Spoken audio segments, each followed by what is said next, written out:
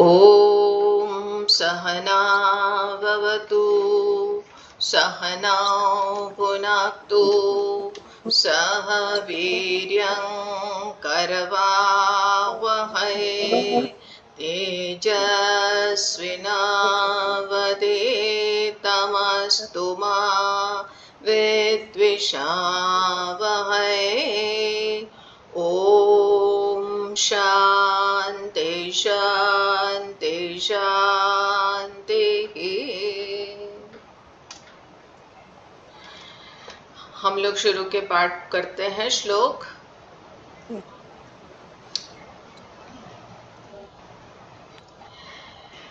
कर्तुराज्ञया प्राप्यते फलम् कर्तुराज्ञया प्राप्यते फलम् कर्म किं परं कर्म तज्जडम् कर्म किं परं कर्म तज्जडम् कृतिमहो दधौ पतनकारणम् कृतिमहो दधौ पतनकारणम् फलमशाश्वतं गतिनिरोधकम्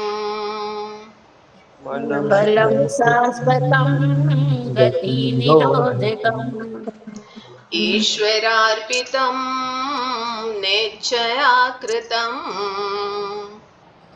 ईश्वरार्पितं नेच्छया कृतम् चित्तशोधकं मुक्तिसाधकम् चित्तशोधकं मुक्तिसाधकम् कायवाङ्मनः कार्यमुत्तमम् कायवाग्मन् कार्यमुत्तमम् पूजनं जपश्चिन्तनं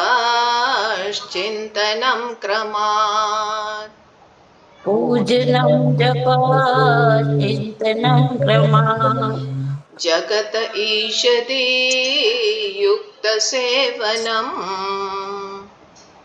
जगत ईशकी युक्त सेवनम् अष्टमूर्तिभृद्देवपूजनम्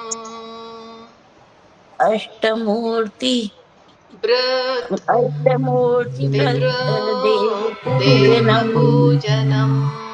बढ़िया। हाँ जी, तो यहाँ पे हम लोग पिछले उसमें महर्षि जी जो यहाँ पे एक कर्म योगी की दृष्टि बताते हैं, बोलते हैं कि अपने समस्त कर्मों को ईश्वरार्पितम निश्चया कृतम।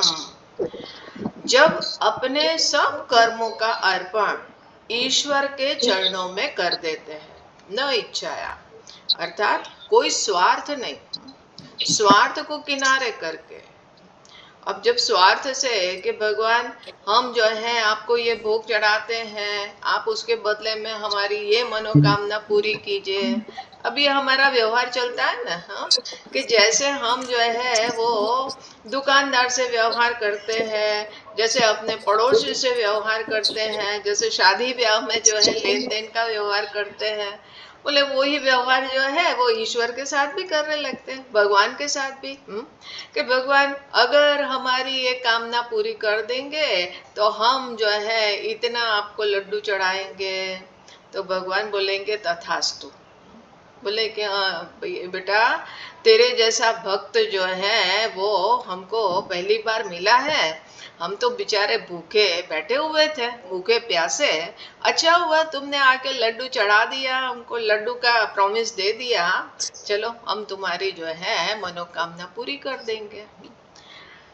अब देखिए इसमें हमको ईश्वर की कृपा नहीं दिखेगी, इसमें क्या दिखेगा कि वो तो हमने हमने भगवान को ये चढ़ाने का प्रॉमिस किया, हमने मन्नत मानी थी, इसलिए हमारा काम हुआ। बाकी भगवान थोड़ी करते हैं, करने वाले तो हम ही हैं। हमारे कहने से भगवान ने ऐसा ऐसा कर दिया, तो देखिए इसमें कितनी स्पष्ट हमारी एक अभिमान हमारा दिखता है और साथ साथ एक वणिक बुद्धि दिखती है कि हम तो जो है आप हमारा काम करें तो हम जो है आपके लिए ये करेंगे। और यही जो है चलता है, हमारे सभी सकाम कर्म उसी भाव से चलते हैं। अब एक भक्त जो है वो भक्त तो नहीं कह सकते हैं, लेकिन वो गया हनुमान जी के पास गया और हनुमान जी को जाके बोलता है कि हनुमान जी हमने लॉटरी की टिकट तो खरीदी है, लेकिन अगर हमारी लॉटरी खुल गई, 1 करोड़ की लॉटरी खुल गई ना, तो हम जो है आपको एक पूरा 15 लीटर का डब्बा तेल जो है आपको उसे चढ़ाएंगे, उसे नहलाएंगे। तो आकाशवाणी हुई, हनुमान जी बोलते हैं कि बेटा 15 लीटर के लिए हम तुम्हारी 1 करोड़ की लॉटरी खुलवाए, इतने में तो हम जो है वो अपना एक बड़ा सा तालाब बना के और उसमें जो है हम स्विम जो है दिन रात कर सकते हैं, जरूरत क्या है। तो देखिए कि हम जैसे कि भगवान को इन सब चीजों की जरूरत है और हम जो है ऐसी मन्नतें मानते हैं। और ये मन्नत जो मानते हैं तो उसमें होता क्या है, लगता है कि हमारी मन्नत से भगवान ने मनोकामना पूरी करी, लेकिन उसमें होता ये है कि दरअसल हमारे इस तरह के भगवान के साथ के जो एक हम भगवान के सामने अपना एक प्रस्ताव रखते हैं, अपनी मनोकामना रखते हैं, उससे हमारे संकल्प की दृढ़ता होती है। और संकल्प दृढ़ होता है तो उस दिशा में हमारे एक कर्म में एक क्रियान्वयन होता है। जितना आपका संकल्प दृढ़ होगा उतना जो है अपना कर्म जो है सफल होने की संभावना बढ़ जाती है। लेकिन यहाँ पे तो क्या बोलते हैं, न इच्छाया कृतम, कोई भी कर्म शुरुआत में ठीक है कि आप जो है भगवान से निवेदन करते हैं कि भगवान बस हमारा इतना जो है कर दीजिए कर्म और ये सब, हमारी इतनी मनोकामना पूरी करिए। ये सब शुरुआत में हम भले ही भगवान को निवेदन करते हैं, लेकिन ये अज्ञान है, नासमझी है। अंततः हमको भगवान के ऊपर ये भरोसा करना होता है कि जो भी करते हैं भगवान, जो भी आता है भगवान की तरफ से ही आता है।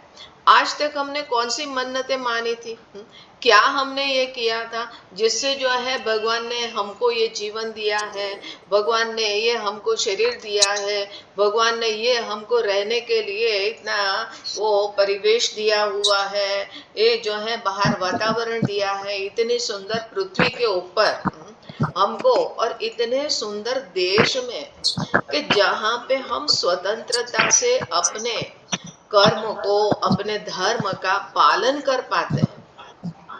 देखिए इससे जो है बढ़िया क्या हो सकता है, भगवान हमको इतना कुछ तो दे रहे हैं, तो हमको एक समय संकोच होना चाहिए भगवान से मांगने में कि भगवान बस हमको आपसे कुछ नहीं मांगना है।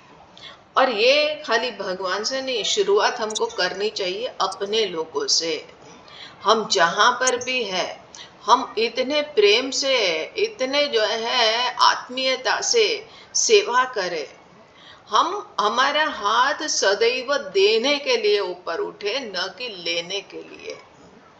जब आप इस तरह से जो अपने ही आसपास के लोगों के साथ ऐसे कर्म करना सीखते हैं, तब जाके आपके जीवन में ये भावना ईश्वर अर्पितम अर्थात कि कर्म योग की भावना का समावेश तब होता है। शुरुआत यहीं से करें कि जिन जिन से हमको यहाँ पे जिन जिन का हमारे जीवन में योगदान है, जो जो हमारी सेवा कर रहे हैं, जो जो हमारे आसपास वाले लोग हैं, उनसे ही हम शुरुआत करें हैं और उनके साथ हम जो है एक प्रेम के, एक भावनात्मक, एक सुंदर जो है आत्मीयता के संबंध बनाए, जहाँ पे हम जो है लेने के लिए नहीं लेकिन देने के लिए सदैव हमारा हाथ ऊपर रहे, हमारे अंदर जो है मांगने की वृत्ति, हमारी सबके प्रति जो अपेक्षाएं होती है, अपेक्षाएं समाप्त हो। तो अपेक्षा ही यहाँ पे, पिछली बार भी हम लोगों ने इस चीज को देखा था कि देखिए अपेक्षा ही हमारे जीवन में बहुत बड़े दुख का कारण होता है। जहां आपने अपेक्षा करना बंद किया, जीवन में परिवर्तन दिखाई पड़ता है। लगता है कि हाँ देखिए कि अब जो है हमारे जीवन में एक सुख, एक लोगों का प्रेम हमको दिखाई पड़ता है। हम आंख खोल के किसी की भावना को समझ पाते हैं, देख पाते हैं। तो इसलिए अपेक्षा जो है आप समाप्त करिए। हमारी अपेक्षाएं छोटी छोटी चीजों के लिए होती है, लेकिन क्या हम यहाँ से शुरुआत करिए। देखिए हम जैसे कामकाज में करते हैं ना, संडे ऑफ, कि आज जो है हमको ऑफिस नहीं जाना है, आज हमको ये काम नहीं करना है। कई घरों में जो है संडे ऑफ मतलब कि शाम को किचन भी बंद होता है। और किचन बंद होता है तो क्या होता है, बोले खाना नहीं बनेगा आज, बोले फिर जोमेटो कर लो, स्विगी कर लो, या फिर जो है चलो आज बाहर चलते हैं। तो ये जो है होता है ना, हम एक दिन ऑफ रखते हैं ना, ऐसे कई चीजों में ऑफ रखते हैं। आपने एकादशी का व्रत रखा, एक दिन आप जो है अन्न का त्याग करते हैं, आज हम कुछ अन्न नहीं खाएंगे। कई लोग तो न खाते हैं न खाने देते हैं। एक माता जी थी तो बोले कि देखे उनके वहां पे हमको एक बार रहना हुआ और उस वक्त एकादशी आई, तो बोले आज हम खाना नहीं बनाएंगे, आज आपको जो है कहीं भी बाहर भिक्षा का निमंत्रण नहीं आया है क्या? बोला कि नहीं आज तो नहीं आया है। तो बोले फिर आपको भी एकादशी करनी पड़ेगी क्योंकि आज खाना नहीं बनेगा। हमने बोला अच्छा हम तो नहीं करते एकादशी। बोले कि नहीं तो, और चावल तो बिल्कुल नहीं बनाएंगे, हम न खाएंगे न खाने देंगे। हम बोले क्या होगा चावल खाने से? बोले गोकुल में गधा हम बनेंगे। हमने बोला अरे बाप रे, इतनी बड़ी प्रॉब्लम है। हम बोला अरे सौभाग्य समझो कि गोकुल में गधा बनने का भी सौभाग्य प्राप्त हो। लेकिन देखिए हम एकादशी का व्रत करते हैं, कई ऐसे आप लोग व्रत करते ही होंगे, कई लोग मंगलवार का व्रत करते हैं, कई लोग महादेव जी के प्रति अपने भक्ति की अभिव्यक्ति में सोमवार का व्रत करते हैं, सावन मास का करते हैं। हम ऐसा भी क्या एक व्रत ले सकते हैं, एक दिन हफ्ते में एक दिन ऐसा रखे कि जिस दिन हमको किसी से कुछ अपेक्षा नहीं रखनी है। कोई हमारे लिए ऐसा करे कोई ना करे, बोले बिल्कुल अपेक्षा नहीं रखनी है। हाँ लेकिन वो हमको ग्रांटेड ले लेगा, बोले लेने दो, देखेंगे कितना ग्रांटेड लेगा कोई। हम बिल्कुल अपेक्षा न रखें, हफ्ते में एक दिन ऐसा प्रयोग करके देखो, और उस दिन न हम अपेक्षा रखें बल्कि हम जो है वो अपना हाथ देने के लिए बढ़ाए। हमको सदैव कोई धन या अन्न और वो सब देने की बात नहीं, हम किसी की सेवा करें, किसी के साथ दो प्रेम के शब्द बोले, इतना तो हम कर सकते हैं। एक दिन जो है हफ्ते में हम ऐसा रखें। अब एक जो है वो लेडी थी, डॉक्टर थी, उनको भयंकर गुस्सा आती थी। उनका स्टाफ उनके वहां पे टिके नहीं पाड़े, इतनी छोटी छोटी चीजों में इतनी गुस्सा हो, इतनी गुस्सा हो। और हमको बोले कि देखिए उनके वहां पे हमारा जाना हुआ तो बोलते हैं कि अरे स्वामी जी हमको जो है ना बहुत गुस्सा आती है, ऐसी गुस्सा आती है कि हम कुछ भी बोल देते हैं। तो हमने बोला कि अच्छा ठीक है, आप एक काम करिए, आप सोमवार का व्रत रखिए। बोले वो तो हम रखते हैं। हमने बोला वैसा नहीं, एक सोमवार को का दिन जो आप व्रत रखते हैं उसको उस चीज के लिए निमित्त बनाइए कि आज के दिन हम कुछ भी हो जाए, भले जो है आपका कोई जो है वो पूरा लूट जाए तो भी आज के दिन हम गुस्सा नहीं करेंगे, कुछ नहीं लूटने वाला है, आप निश्चिंत रहिए। लेकिन इतना आप एक दिन मंडे के दिन जो है आप व्रत रखिए।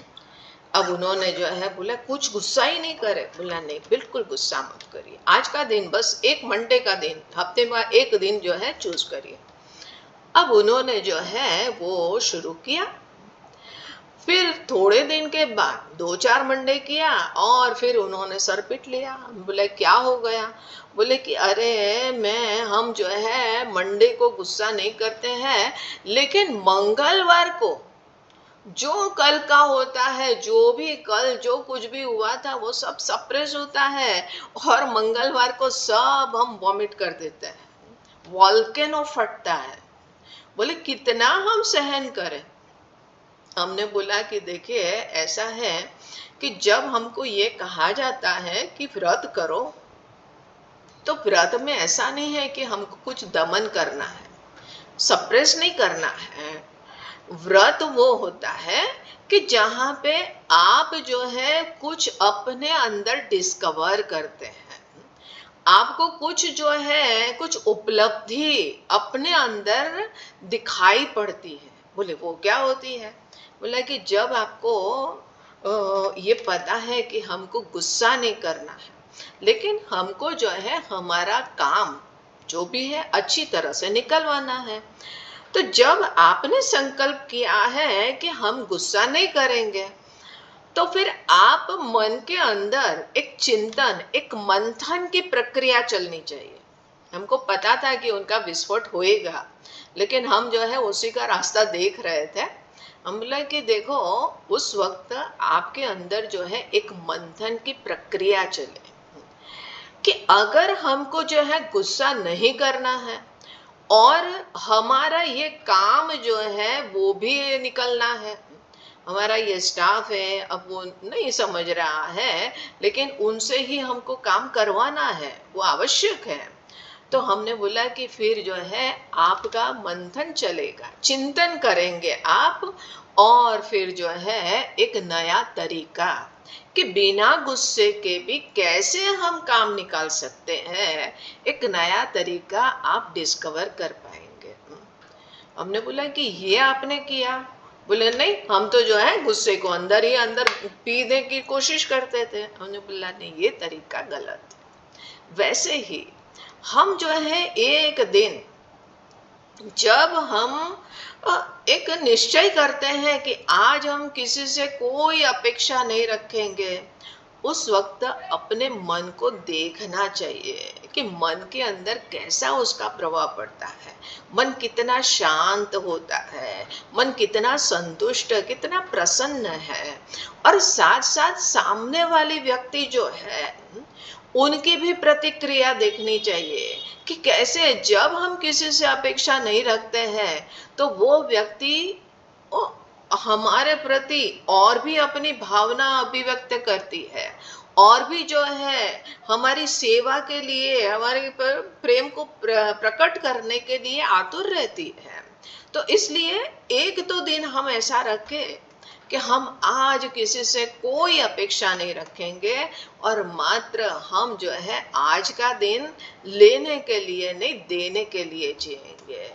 बस ऐसा जो है हमको अपने अंदर ये डिस्कवर करना होता है कि कैसे होता है। और जब हम अपने आसपास के ऐसे संबंधों में ये सब चीजें धीमे धीमे इसका अभ्यास करते हैं, तो देखें कि मन जो है कितना शांत, कितना निश्चिंत रहता है।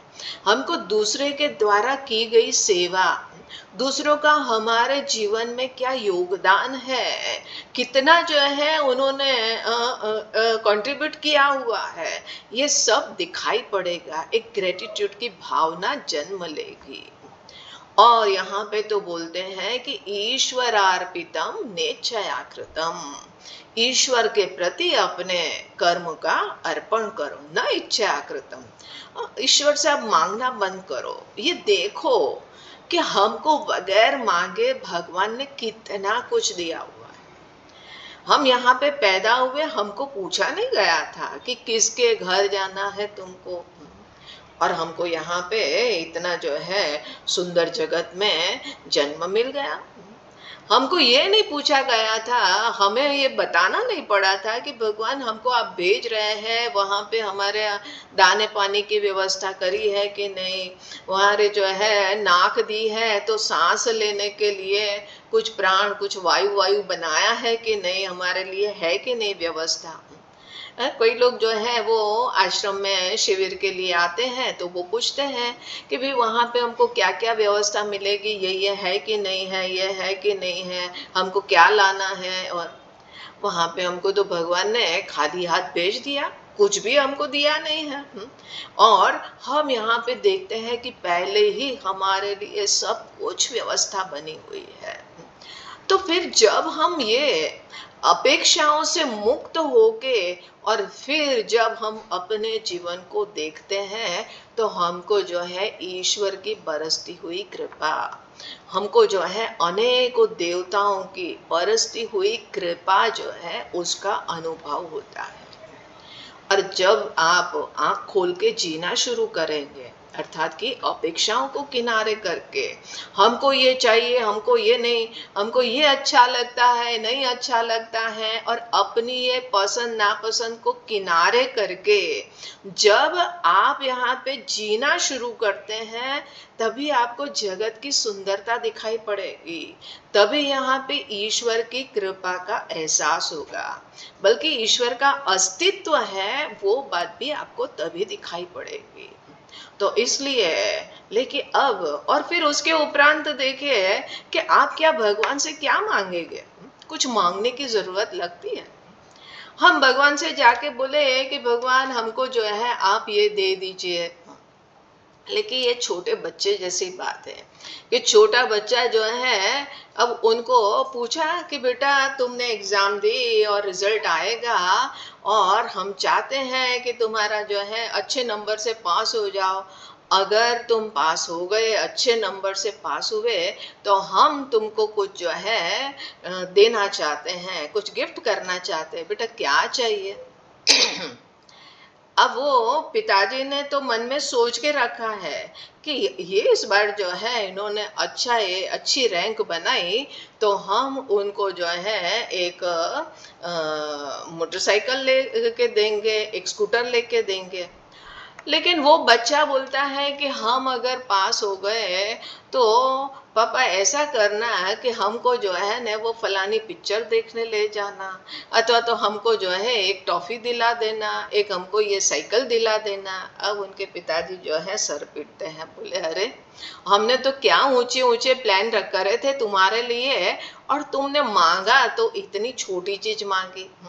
तो हमारा देखिए अपना मन कितना छोटा होता है, हम ज्यादा अपने बारे में भी सोच नहीं सकते हैं कि हमको क्या चाहिए है, हम सोच नहीं सकते हैं। इसलिए भगवान से मांगने में सौदा जो है महंगा पड़ता है। भगवान तो हमारे लिए हमको क्या कुछ देने के लिए आतुर है और हम भगवान से तुच्छ चीजों की मांग किया करते हैं। तो बोलते हैं कि अब मांगना बंद करें, हमको नहीं भगवान, हम आपसे कुछ भी मांगना नहीं चाहते हैं, आपने बहुत कुछ दिया है। ईश्वर अर्पितम, बोले कि फिर हमको कुछ चाहिए नहीं है तो हम कर्म क्यों करें। कई लोग बोलते हैं भैया कुछ नहीं चाहिए तो हम क्यों करें।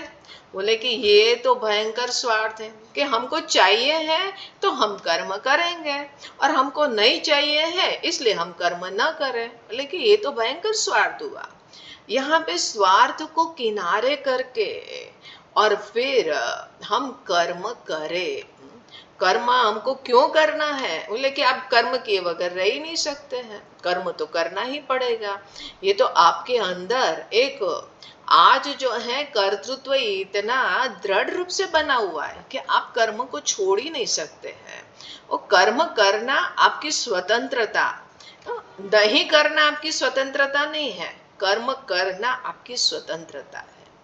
आप जो है उसको करेंगे ही करेंगे और इसलिए जो है बहुत ही प्रेम से करिए, लेकिन न इच्छया कृतम। यहाँ पे एक चीज और है कि ईश्वर के प्रति कर्म को अर्पण करने के लिए ईश्वर के प्रति भक्ति होना, प्रेम होना वो आवश्यक है। अब ईश्वर के प्रति भक्ति हो, बोले कि भक्ति के बगैर तो हम ईश्वर के प्रति ईश्वर का न अस्तित्व समझ में आता है, न उनकी महानता समझ में आती है, तो हम अपने कर्मों का अर्पण क्यों करें। तो यहाँ पे देखे कि इसलिए हमको पहले ईश्वर के प्रति भक्ति, उनके प्रति एक प्रेम जगना चाहिए और उसके प्रति उनके प्रति प्रेम कैसे जगे? हमने ईश्वर को तो देखा नहीं है, सुनी सुनाई बात है कि ईश्वर हमको कर्म का फल देते हैं। हमने जो है न ईश्वर को कर्म का फल देते हुए देखा है, न ईश्वर को देखा है, बस ये सुना है और हम मान लेते हैं, लेकिन ऐसा तो नहीं होता है। तो यहाँ पे हमको पहले ईश्वर की महानता को देखना चाहिए, और ईश्वर की महानता हमको तब दिखती है कि जब ईश्वर के बनाए हुए इस जगत की सुंदरता आपको दिखती है। कला को देखते हैं तभी कलाकार का महत्व समझ में आता है। कला की सुंदरता देख के ही आपको कलाकार की महानता, उनकी जो है महिमा का ज्ञान होता है। तो यहाँ पे जगत को आंख खोल के देखना तो शुरू करे कि कितना अद्भुत, कितना सुंदर जगत बनाया है। और वो आप लोगों ने, वो जिन ने गीता के 7 चैप्टर का अभी अध्ययन किया, तो उन लोगों ने देखा होगा कि कैसे भगवान की जो है ये प्रकृति इतना सुंदर, यहाँ पे प्रकृति का विलास है, कितना अद्भुत जगत बना हुआ है। अभी जो है हम एक चीज सुन रहे थे कहीं पे कि देखिए कि भगवान ने ये जो पूरा ब्रह्मांड जो बनाया है, हम लोग देखे कि लेकिन हर चीज का राइट प्लेसमेंट है, सब चीजें बहुत ही सही जगह पे रखी हुई है, और हर चीज का जो है सामर्थ्य, उनका रोल बहुत ही सही है। एक हम पढ़ रहे थे, लेकिन देखिए एक कुछ वर्षों पहले एक लेवी का कॉमेट आया था, धूमकेतु जो बोलते हैं ना, लेवी का। तो वो आया और वो जो है करीब 2.5 लाख किलोमीटर की स्पीड से सीधा आ रहा था, और वो जो है ऐसे आ रहा था, सीधा पृथ्वी की तरफ ही आ रहा था। अब पृथ्वी की तरफ आ रहा था, अगर आप सोचिए कि 2.5 लाख किलोमीटर की स्पीड से कोई भी ऑब्जेक्ट किसी चीज को टकराएगा तो क्या होगा?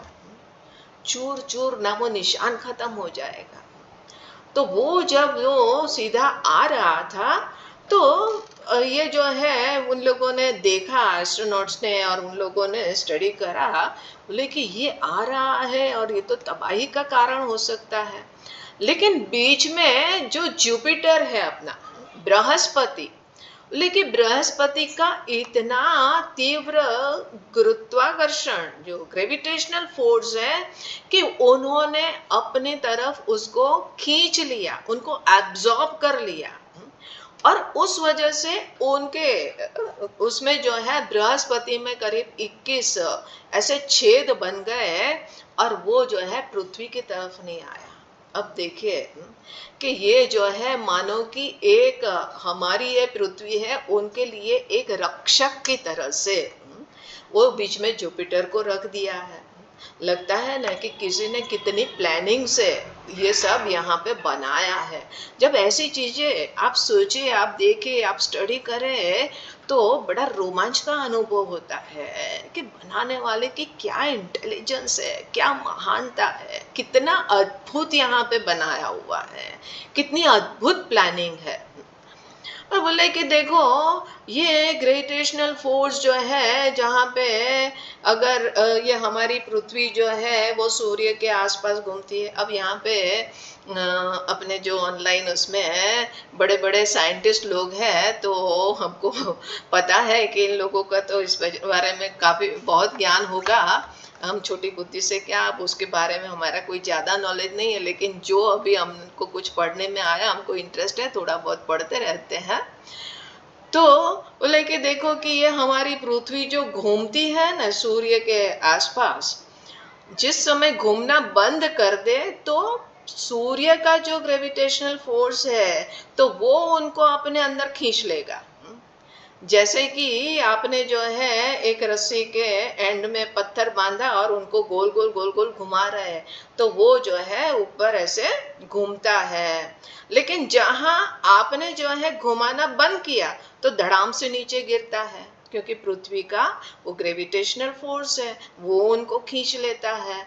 लेकिन वैसे ही हमारी पृथ्वी, तो बोले कि देखो ये भी क्या, भगवान को भी ये साइंस के सब जो है इन सब चीजों का ज्ञान होता है क्या?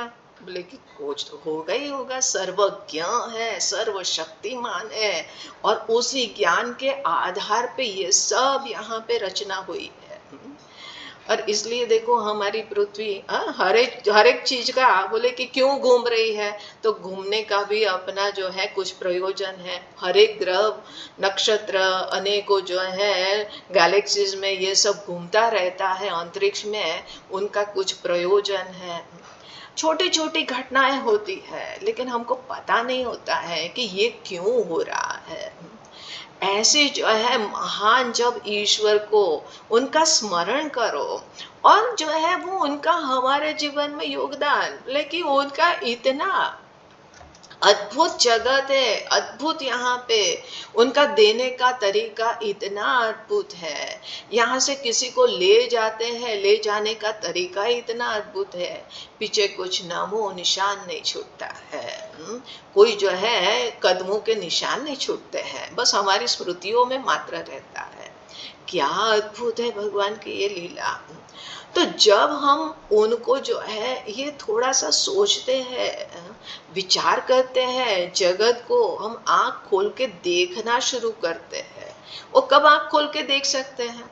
किसी की सुंदरता को आप कब देख सकते हैं? कि जब आप किसी एक चीज से ऑब्सेस्ड नहीं होते हैं। अब बोले हैं कि वो फलानी फलानी जो है महिला है बहुत सुंदर है, आपने देखा वो बहुत सुंदर है।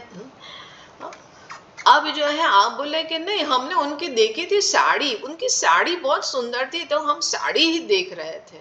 अब लो, आप उनकी साड़ी में इतने ऑब्सेस्ड हो गए कि आप जो है वो महिला की सुंदरता नहीं देख पाए।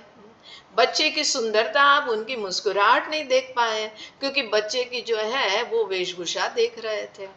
लेकिन वैसे क्योंकि आप जो है किसी एक चीज से ऑब्सेस्ड हो रहे हैं, आपके मन के अंदर जो है बहुत सारी इच्छाएं हैं, ये भी चाहिए वो भी चाहिए, और हमको ये नहीं मिला वो नहीं मिला, उसी में आपका मन उलझा रहता है। तो आप जो है जगत को आंख खोल के देख नहीं पाते हैं, जगत की सुंदरता नहीं दिखाई पड़ेगी। और जब यहाँ पे सब अपने मन की आकांक्षाएं अपेक्षाओं सबको किनारे करके जहाँ आंख खोल के देखना शुरू किया, तो आपको दिखेगा बनाने वाले के कि कितना अद्भुत बनाया है। तब आपको जो है जगदीश्वर की महिमा ज्ञात होती है और उनके प्रति प्रेम जगता है, उनके प्रति एक भाव जगता है, भक्ति उत्पन्न होती है।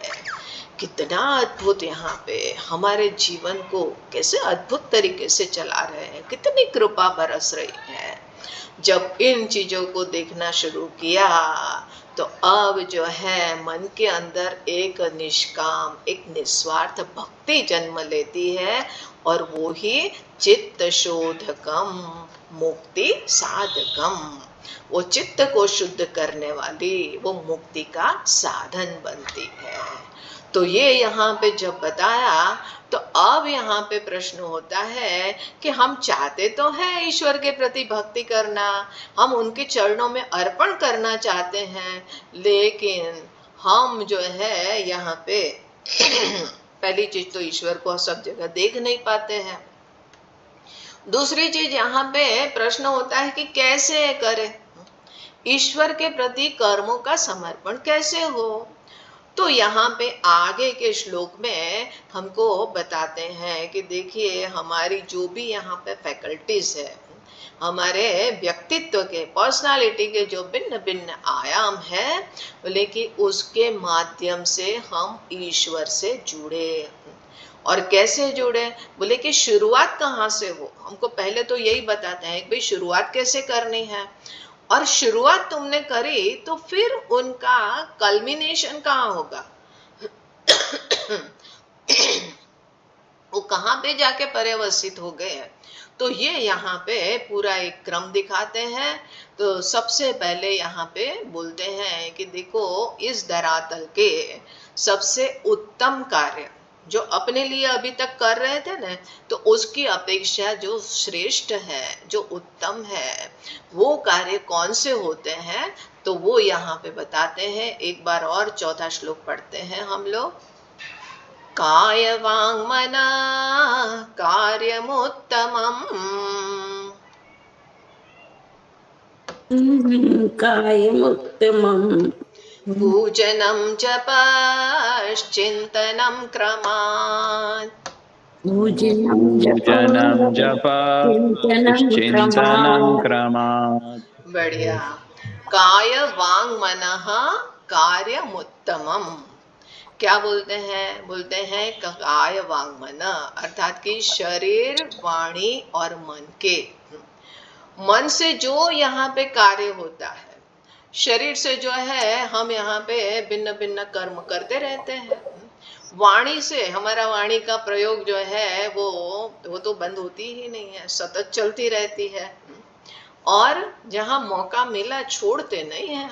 और मन, और हमारा मन सतत चलता रहता है।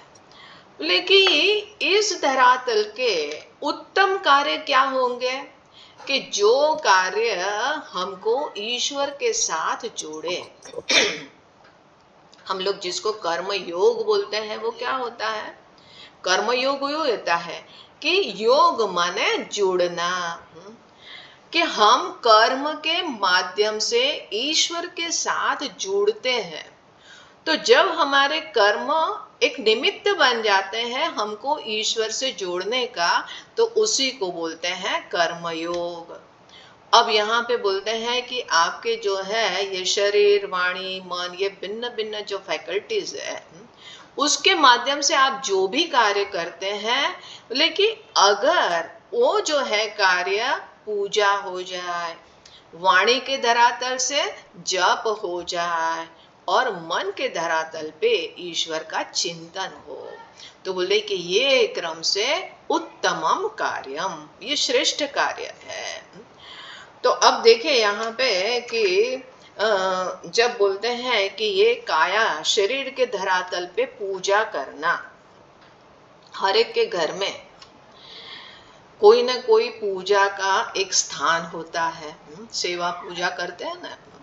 किसी के घर में जो है वो, किसी के घर में किचन में होता है कि भगवान को सबकी सुगंध आती रहे, आप जो जो खाते हैं तो पहले धुआं जो है वो भगवान को वो जो है खाते रहें और फिर आप वो उसको भोग लगाए।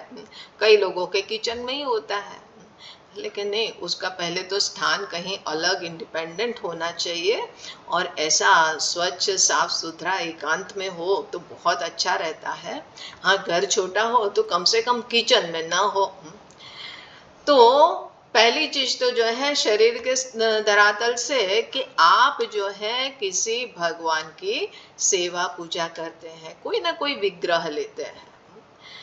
अब हमको जो है ईश्वर जब बोलते हैं कि ये पूरा जो है जगत की सुंदरता देखे और उसके माध्यम से हमारे अंदर ईश्वर की अवेयरनेस हो, तो ये आज हमारे इतने हम अपने ही लिए कर्म करने के, अपने ही स्वार्थ के लिए जीने के इतने आदि जब होते हैं, तो हमको उतना देखना हमारे लिए इस समय ये पॉसिबल नहीं है। हम जो है हैंड्स अप करते, बोले भाई बहुत कठिन लगता है ये, तो इसलिए हमको एक अपने ही लेवल की एक साधना दी जाती है। बोले कि पूजा से ही शुरुआत करो। और पूजा क्या होती है कि हर एक व्यक्ति के कोई ना कोई इष्ट देवता होते हैं। अब इष्ट देवता क्या होते हैं? बोले कि इष्ट देवता ऐसा नहीं होता है कि हमारे फैमिली के इष्ट देव ये हैं कि हम तो जो है यही भगवान को मानते हैं, ये भगवान को मानते हैं। बोले कि इष्ट देव वो नहीं होते हैं। हर व्यक्ति के इष्ट देव अलग होते हैं। जो फैमिली के होते हैं ना, उसको कुल देवता बोलते हैं। इष्ट देव, इष्ट माने कि जो हमको प्रिय है, जो हमको अच्छे लगते हैं। हर व्यक्ति का मन जो है उनकी एक प्रकृति होती है, एक माइंड का डिस्पोजिशन सबका अलग अलग होता है। कई लोग होते हैं तो बोले कि उनको बोलो कि अरे आप जो है वो महादेव जी की पूजा करिए, महादेव जी की आराधना करिए। तो वो बोलेंगे कि भाई हमको जो है ना महादेव जी का रूप वो कैसे जो है वो, एक तो फिर वो सर्प धारण करे हुए हैं और व्याघ चर्म मृग चर्म लपेटे हुए और भस्म, वो भी स्मशान की भस्म, बोले हमको वो नहीं अच्छा लगता है। अच्छा वो नहीं अच्छा लगता है तो भगवान विष्णु ले लीजिए, भगवान राम ले लीजिए। बोले नहीं वह जो है जीवन में इतना गंभीर व्यक्तित्व वो हमको मजा नहीं आता है, लेकिन जरा खेल कूद हो, जरा नाच गान हो, जीवन में उत्सव जैसा लगे, तो बोले हाँ प्रस्तुत है। भगवान बोले कि हम कृष्ण रूप लेके आ जाते हैं तुम्हारे सामने, वो कृष्ण रूप से प्रस्तुत है। कोई बोले कि नहीं हमको शांत प्रसन्न और पूरा विरक्त चाहिए, तो बोले कि महादेव जी है, वनवासी राम है। अब भगवान जो है वार्डरोब है उनके पास भी, और जितने भी यहाँ पे भिन्न भिन्न विग्रह है वो विग्रह को धारण करके वो मानो कि वो कॉस्ट्यूम पहन के हमारे सामने प्रस्तुत हुए हैं। देवी के रूप में भी वही आते हैं, हनुमान जी के रूप में भी वही है, गणेश जी के रूप में भी वही है। तो ये जो भी हमको अच्छा लगता है, जो भी रूप हमको प्रिय लगता है, एक जो है बोले कि हमको गणेश जी बहुत अच्छे लगते हैं, बड़े प्रिय लगते हैं। बोले कि हाँ, और तुम उन्हीं को जो है वो अपने शरीर के माध्यम से अपने भाव की अभिव्यक्ति का उनको ही जो है वो एक निमित्त बनाओ, उनके प्रति अपनी सेवा समर्पित करो। तो ये जो है इष्ट देवता ये हमारे अपने पर्सनल होते हैं, पर्सनलाइज गॉड होते हैं। यहाँ पे बोलते हैं कि उनके प्रति पूजा। अब कोई बोले देखो भाई हम मूर्ति पूजा में नहीं मानते हैं, कई लोग बोलते हैं अब मूर्ति पूजा वो सब हमको नहीं समझ में आता है। अब देखो कि अगर आप बोलते हैं कि हम मूर्ति पूजा को नहीं मानते हैं, हर व्यक्ति मूर्ति पूजक होता ही होता है, अपने आप के लिए करता ही है ना। हम क्या है, एक मूर्त रूप तो है, हमारा शरीर एक मूर्त रूप है, और उसके लिए जो है आप सवेरे से हम शुरू हो जाते हैं, सवेरे उठे तो फिर जो है उठने के साथ ही वो मज्जनम समर्पयामि, और फिर जो है चायम समर्पयामि, फिर जो है वो ब्रेकफास्टम समर्पयामि, स्नानम समर्पयामि, आभूषणम समर्पयामि, वस्त्राणि समर्पयामि, ये सब करते ही है ना। अपने लिए सब जो जो उपचार करते हैं थोड़ी देर के लिए अपने आप को भूल के अपने आराध्य के लिए करते हैं। एक जो है हम निस्वार्थ सेवा का थोड़ी देर जो है एक सैंपल लेते हैं, ये एक ट्रेलर होता है। हम निस्वार्थ सेवा करना सीखते हैं कि कैसे जो है हम निस्वार्थता के से ईश्वर के चरणों में अपनी आहुति दे सकते हैं। तो ये होती है पूजा, और पूजा में यही तो सब हम लोग उपचार करते हैं कि भगवान को वो सामने जो विग्रह रखा है तो उनमें उनको आवाहन करते हैं, वेलकम करते हैं, और देखे कि भले ही वो मूर्ति है लेकिन आपकी श्रद्धा जो है वो मूर्ति को जीवंत बनाती है। अब हम लोग जो है वो पुराने अपने पुराणों में देखते ही है ना कि एकलव्य थे तो उन्होंने द्रोणाचार्य जी की मूर्ति बनाई और उनसे जो है शस्त्र विद्या धनुर्विद्या सीखी। वो तो इतनी जो है वो चिंता हो गई कि ऐसे जिनका बुद्धि छोटी है, क्षुद्र बुद्धि है, और ऐसे व्यक्ति को अगर ये विद्या प्राप्त होगी, ये नहीं कि जाति से जो है पैदा क्षुद्र हुआ है, उन्होंने अपना परिचय जो दिया तो वो ऐसा दिया कि हम जो है वो जरासंध का जो सेनापति है, जो बहुत ही उनका लॉयल सेनापति है, उनके पुत्र है। इस तरह से उन्होंने अपनी पहचान दी। तो द्रोणाचार्य जी ने देखा कि कोई जो है आसुरी वृत्ति का है और उनकी जो है उनका स्वाभिमान है उसको, तो फिर आगे चल के कभी कोई ऐसी घटना घटित हुई, ऐसा युद्ध हुआ, तो फिर आसुरी शक्ति जो है वो हावी पड़ जाएगी दैवी शक्ति के ऊपर, और इसलिए उनका अंगूठा मांगा था। वो एक अलग विषय है। लेकिन यहाँ पे देखे कि उन्होंने जो है द्रोणाचार्य जी की मूर्ति बनाई, और मूर्ति से भी उनको इतना जीवंत, उनकी श्रद्धा ने उनको जीवंत कर दिया, उनकी भावना ने, और उनसे जो है धनुर्विद्या सीख ली। जब भगवान कण कण में है तो हमारे सामने विग्रह है, तो उसमें क्यों नहीं है? हमारी श्रद्धा उनको जीवंत करती है। हम उनको जो है पहले आवाहन करते हैं कि भगवान इसमें आइए, आप विराजमान होइए, और उनको एक व्यक्ति नहीं, लेकिन वो ही जो है जगदीश्वर, जो जगत श्रेष्ठा, जो जगत नियंता है, जगत पालन, वो जगदीश्वर जो है वो ही इस रूप में यहाँ पर अभिव्यक्त हुए हैं।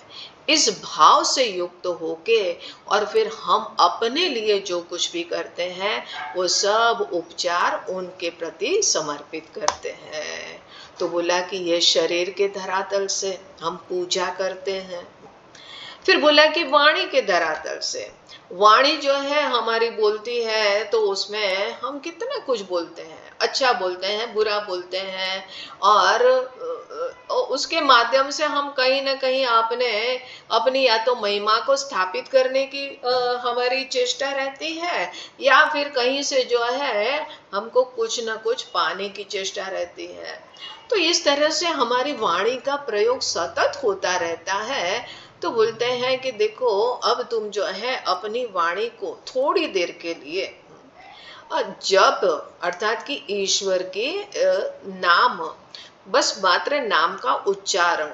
अब वो नाम के उच्चारण में भी वो यहाँ पे क्रम बताएंगे। देखिए यहाँ पे जब बताया ना कि शरीर के धरातल से पूजा, तो वो पूजा कैसे करनी है, और वो पूजा हम जब मूर्ति की पूजा करते हैं तो फिर वो हमारी पूजा ये अपने मंदिर से निकल के और कितनी व्यापक बनती है, तो उसकी आगे चर्चा करते हैं। वैसे ही जप बोला तो फिर यहाँ पे बोलते हैं कि जप कैसे कैसे होते हैं और कैसे किया जाता है, और जप करते करते वो जप फिर कब तक करना है और कब जाके जप की जो है समाप्ति होती है, कहाँ पे पर्यवसान होता है, वो यहाँ पे बताते हैं। लेकिन देखिए कि जप करते हैं, जब हम पूजा करते हैं, अपने भाव की अभिव्यक्ति करते हैं, तो बोले कि अब थोड़ी देर शांति से बैठ के हम उनके बस प्रणाम मात्र करते हैं, नमस्कार करते हैं। और वो नमस्कार जो है जप की तरह से, कि भगवान को हम कुछ नहीं दे सकते हैं, तो हम कोई मंत्र लेके और उनके चरणों में मात्र नमस्कार, जैसे कि ओम नमः शिवाय हो गया, ओम नमो भगवते वासुदेवाय, या फिर ओम विष्णवे नमः, जो जो आपके गुरु ने मंत्र दिए हैं, या फिर जो भी आपके इष्ट देवता है उनके जो कुछ भी आपके मंत्र आप वो उनका जप करते हो, स्मरण करते हो, लेकिन बस वो जप करते हैं। और फिर कहा मन के धरातल पे चिंतन। अब चिंतन करना है, मतलब कि चिंता को छोड़ो तब आप चिंतन कर पाएंगे। और चिंता को छोड़ने के लिए क्या करना होगा, बोले कि कब हमारा जो है हमारी चिंता चिंतन में कब पर्यवसित होती है, कि जब हमको ईश्वर के प्रति पूरी श्रद्धा होती है, ईश्वर के प्रति प्रेम जगता है। पहले श्रद्धा होना आवश्यक है। ये बात जो है अपने अंदर बिल्कुल समझनी चाहिए कि जब आपके मन के अंदर अगर अपने बारे में कोई भी चिंता आई, अरे क्या होगा, कभी जो है जॉब, अब जॉब की इनसिक्योरिटी आजकल जो है सबको बनी रहती है। कई लोग बोलते हैं कि अभी हमारे उधर से इतने लोगों को ले ऑफ कर दिया, इतने लोग जो है वो बेचारे अनएम्प्लॉय हो गए, और ये अब हमारी भी बारी आ सकती है, पता नहीं कब हमारी जॉब छूट जाए। तो ऐसे जो है जॉब के बारे में इनसिक्योरिटी होती है। कई लोगों के घर में बोले कि बच्चे हैं तो बच्चों की पढ़ाई की चिंता है, शादी ब्याह की चिंता है, अपने बारे में चिंता है, हमारा क्या होगा भाई, हमारा बुढ़ापे में क्या होगा, हमारा स्वास्थ्य कैसा रहेगा। अब ये सब दुनिया भर के अनेकों चिंताएं मन में होती है। जब आपके मन में चिंता होती है तो आप जो है इस चीज को आपको निश्चिंत होके ये स्वीकार करना चाहिए, बिल्कुल जो है हेजिटेशन के बगैर ये बात स्वीकार करें कि आपके मन में ईश्वर के प्रति श्रद्धा नहीं है, आपकी श्रद्धा हिल गई है। ईश्वर करने वाले हैं, उन्होंने जीवन दिया है, भविष्य की हमारी प्लानिंग वो करते हैं, आपको उसका भरोसा नहीं है। लेकिन नहीं, अगर जो है सब कुछ वो चला गया, अभाव हो गया, ये हो गया, बोले कि कुछ भी हो, अगर किसी के जीवन में ऐसा होता भी है तो वो जो है भगवान उनको सक्षम देख रहे हैं, समर्थ देख रहे हैं, भगवान उनको देख रहे हैं, उनके अंदर की स्ट्रेंथ वो डिस्कवर कराते हैं। अब कई लोग जो है वो डरते हैं, बोले कि शनि की महादशा 7.5 लगने वाली है। अब एक सज्जन जो है वो पंडित जी के पास गए और पंडित जी को जाके बोलते हैं कि पंडित जी हमको जो है आजकल बहुत प्रॉब्लम चल रही है। वो पंडित जी ने कुंडली देखी और बोलते हैं कि बेटा आजकल 7.5 चल रही है। बोले अच्छा 7.5 है, कितना समय रहेगा? बोले कि अभी 2 साल हुए और अभी और जो है 5-5.5 साल और चलेगी। अच्छा उसके बाद ठीक है। पंडित जी बोलते हैं कि उसके बाद तो तुम्हारा राहु वक्री होने वाला है। बोले राहु वक्री हो जाएगा, वो कितने साल? बोले इतने साल। बोले उसके बाद? बोले उसके बाद फलानी दशा शुरू होगी। अब बोले उसके बाद कभी तो जो है ये सब खत्म होगा। पंडित जी जो है निश्चिंत होके बड़े कूलली बोलते हैं उसके बाद आदत पड़ जाएगी।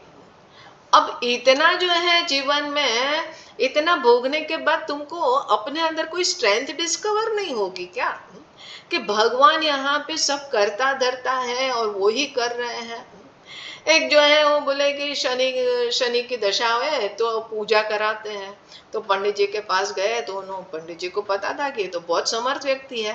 तो पंडित जी ने बोला कि हाँ भाई इतना जो है विधि का इतना इतना लगेगा। तो उन्होंने सोचा कि यार इतना खर्च करने के बजाय हम कोई ऐसे पंडित जी के पास जाए कि जो हमको जानता नहीं हो कि हमारे पास कितना है क्या है। तो वो ऐसे जो है एक पंडित जी के पास गए।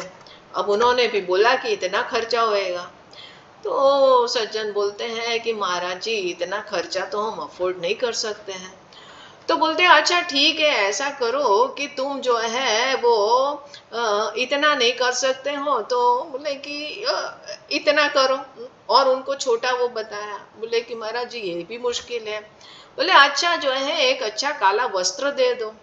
बोले महाराज जी वो भी मुश्किल है।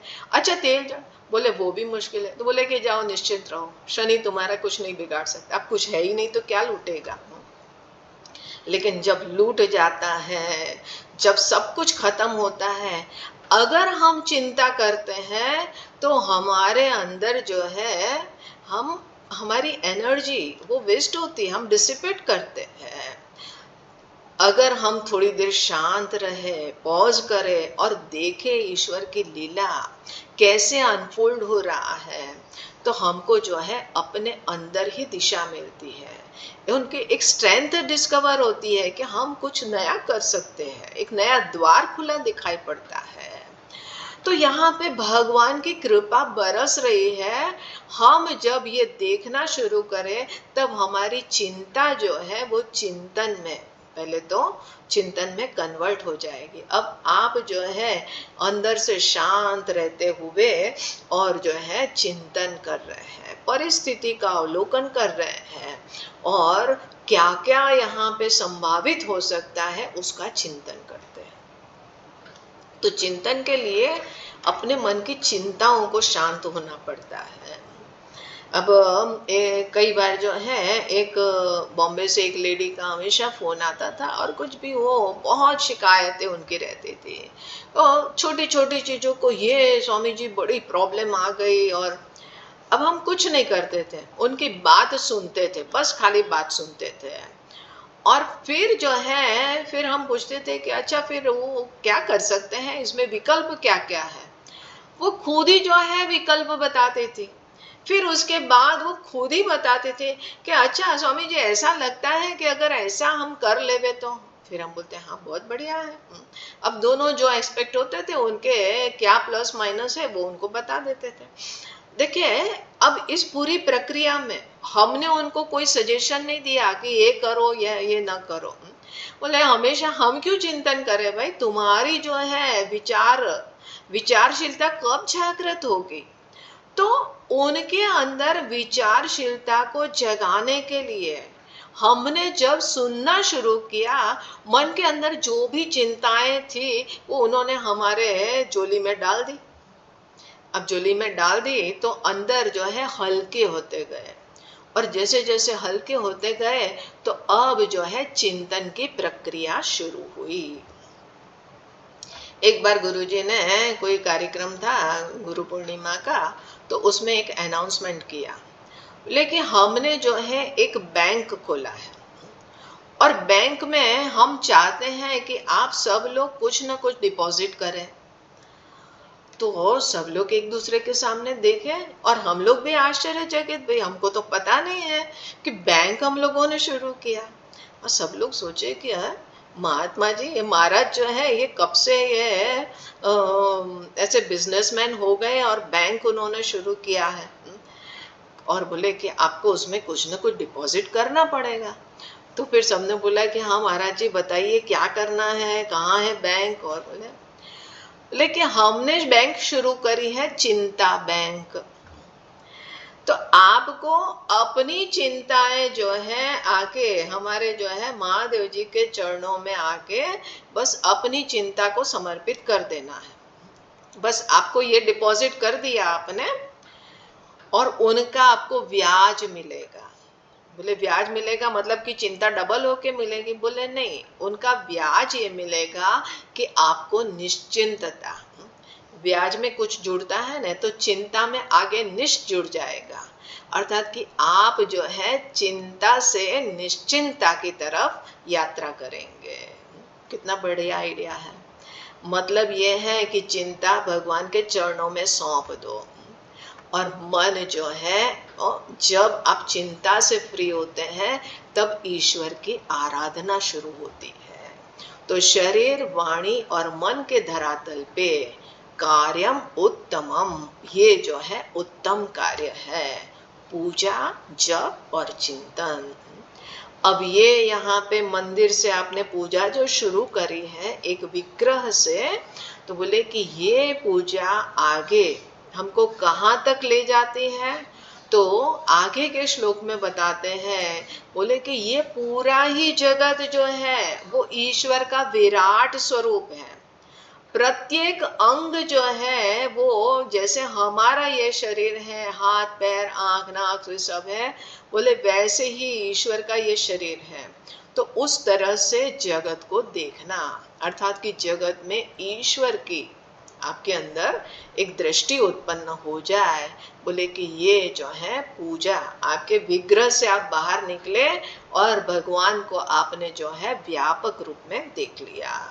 तो बहुत सुंदर श्लोक है। आगे के श्लोक जो है बड़े सुंदर, उनका बड़ा सुंदर जो है एक एक पूजा, जप और चिंतन, तो उन सब का बहुत सुंदर ये वर्णन आता है। तो वो हम लोग जो है नेक्स्ट टाइम देखते हैं। आज यहीं पे रखते हैं।